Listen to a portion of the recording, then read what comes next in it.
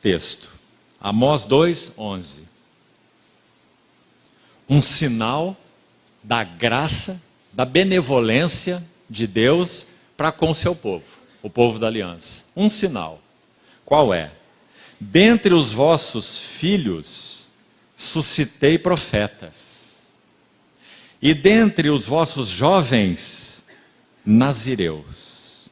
Não é isto assim, filhos de Israel, diz o Senhor. Mas vós, aos nazireus, destes, e aos profetas ordenastes, dizendo: não profetizeis. Então, meus irmãos, um dos sinais mais graciosos, lindos, da benevolência de Deus, do cuidado de Deus com seu povo, é suscitar, levantar no meio deles jovens, nazireus e profetas. Agora, por que essas duas coisas são colocadas juntas? Creio que podemos afirmar que aqueles que abririam as suas bocas como profetas, porque profeta significa isso, eles teriam que ser treinados como nazireus. Você está entendendo essa relação? O que é um nazireu? Sem entrar em muitos detalhes, o nazireado era um voto que abria uma porta lateral para a consagração ao serviço do Senhor de pessoas que não eram descendentes de Levi. Porque apenas os descendentes de Levi eram sacerdotes. Então, se o sacerdócio falhasse, como o Senhor iria prosseguir com seus propósitos nos tempos do Velho Testamento? Então, lá em Números, está previsto o voto de nazireado, para aqueles que quisessem integralmente e voluntariamente se consagrarem ao Senhor. É o voto de nazireu. Então havia algumas características nesse voto, principalmente, eles não teriam os seus cabelos cortados, eles não beberiam bebida forte e eles não tocariam na morte, em corpos, cadáveres de mortos. Tudo isso tem um significado espiritual. Você sabe que Sansão era um nazireu, um dentre alguns no Velho Testamento, né? Samuel também foi um nazireu, João Batista também foi um nazireu. Então, qual era a característica para completarmos esse quadro? Ouça com atenção. O que aconteceu com o nazireu Sansão quando ele perdeu de vista o caminho do Senhor? O quadro é muito interessante e de muito valor espiritual. É dito que a cabeleira de Sansão foi cortada. E essa cabeleira, sobretudo, representa a sua consagração. Então veja, a sua consagração, seu segredo interior com Deus foi exposto a Dalila. E por causa de expor esse seu segredo íntimo de relação consagrada a Deus, ele teve a sua cabeleira cortada. Ou seja, a sua consagração foi perdida. Esse é sempre o primeiro passo da ruína. Depois da consagração perdida na história de Sansão, o nazireu, os seus olhos foram vazados. Isso, meus irmãos, na linguagem do Novo Testamento tem tanto sentido para nós, é claro. Perda da visão.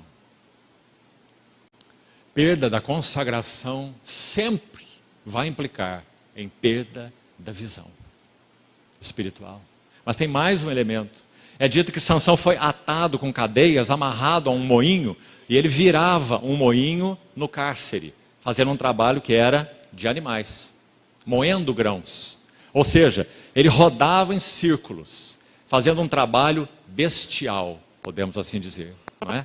E se tentarmos e buscarmos interpretar isso na linguagem do Novo Testamento, Paulo vai dizer em Filipenses assim: eu prossigo para o alvo e para o prêmio de uma vocação ascensional.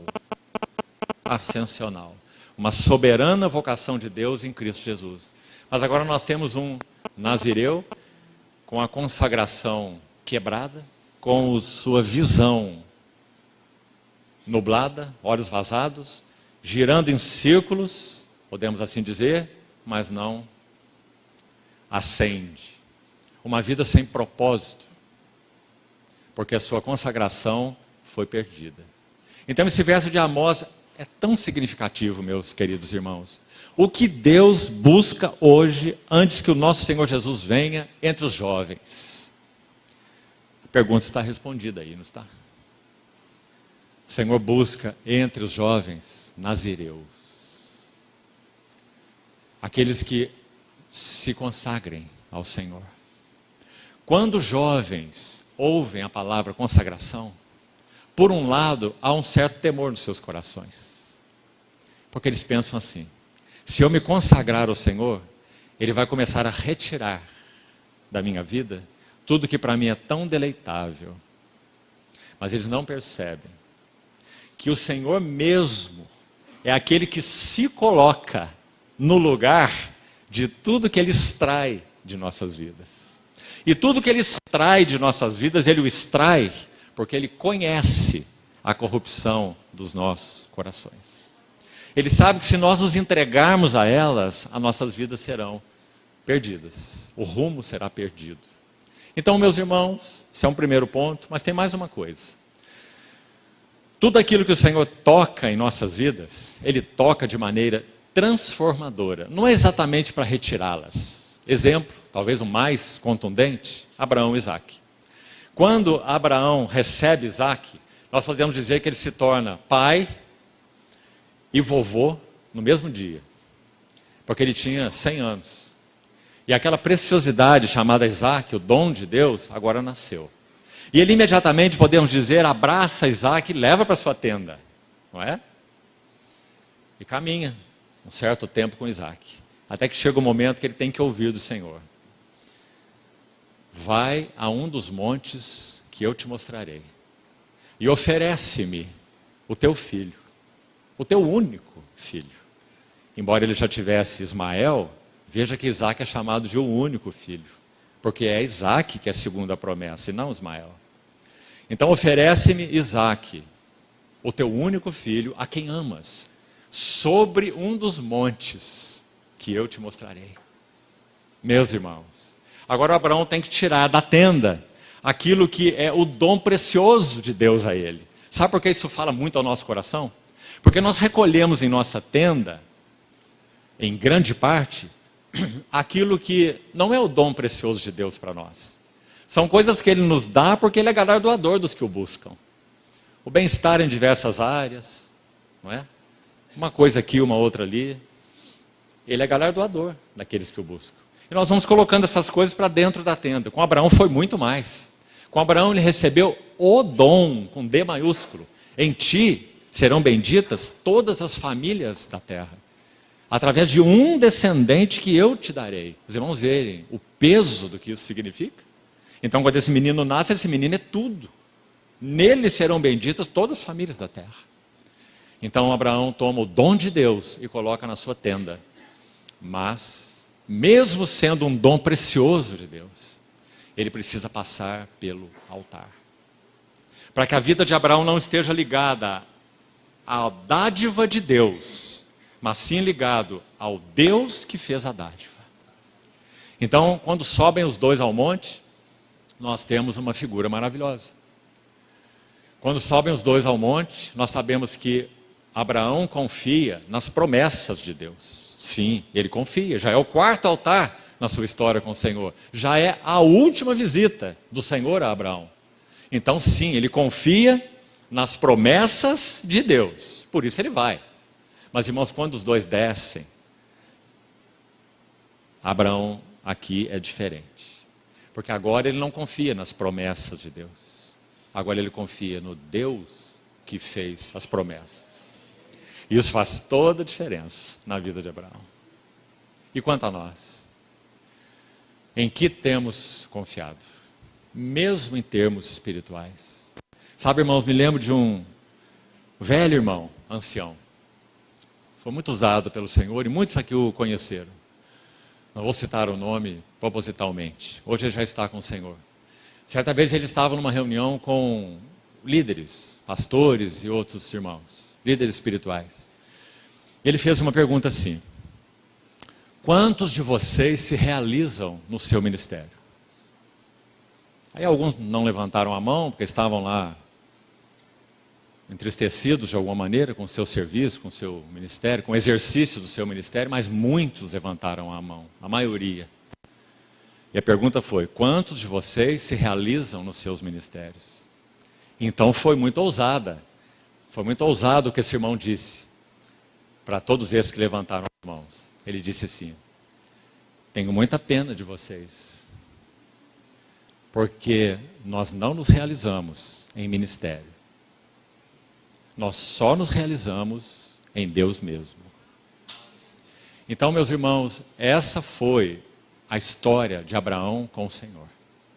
Para que Deus mesmo, o Deus vivo, o Deus de Abraão, de Isaac, de Jacó, ele fosse o centro no coração do Abraão, havia alguém que de alguma forma foi dado por Deus mesmo, dádiva de Deus, dom de Deus, bênção de Deus, como ele tem dado a nós também. Mas de alguma maneira estava em disputa pelo trono no coração de Abraão. E graças ao Senhor, meus irmãos, graças ao nosso valente Senhor, ele compete com os nossos inimigos para tirá-los do trono, para que ele seja o único entronizado. Então, entre os jovens, ele busca nazireus. Que não sejamos iludidos, especialmente aqui os mais jovens, com temores, com dúvidas. Um servo do Senhor, um missionário chamado Henry Martin, partiu para o Senhor muito jovem. E em suas missões evangelísticas. E antes de partir, ele tinha um pequeno diário, e nesse diário foi encontrada uma oração. Escute o que ele dizia, o que ele disse: em ti, ó meu Deus, não há engano. Eu nunca terei de me arrepender por ter te amado tanto.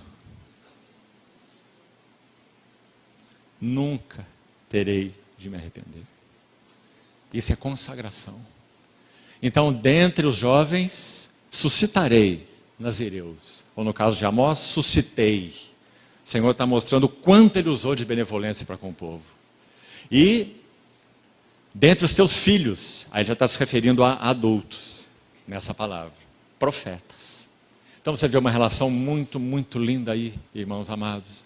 Se jovens aqui têm tido o privilégio de terem conhecido o Senhor em uma idade tão tenra, saiba que o propósito do Senhor de ter chamado você foi esse: que você fosse nazireu para Ele, que Ele te guardasse das bebidas fortes, que Ele te guardasse da morte, que Ele conservasse tua cabeleira, no que isso significa. E saiba, irmão, Ele não está privando você de nada. Pelo contrário, Ele está dando tudo a você. Porque Cristo é tudo. Nós só podemos encontrar realização nele. Não há realização na coisa em si, nem em casamento, nem em filhos, nem em netos, nem nos nossos irmãos, nem na obra de Deus. Quando o Otmani estava nos últimos anos na prisão por causa do testemunho do Senhor, na época em que o livro Vida Cristã Normal foi escrito, essa frase está na contracapa do livro. Essa oração também desse irmão Ni.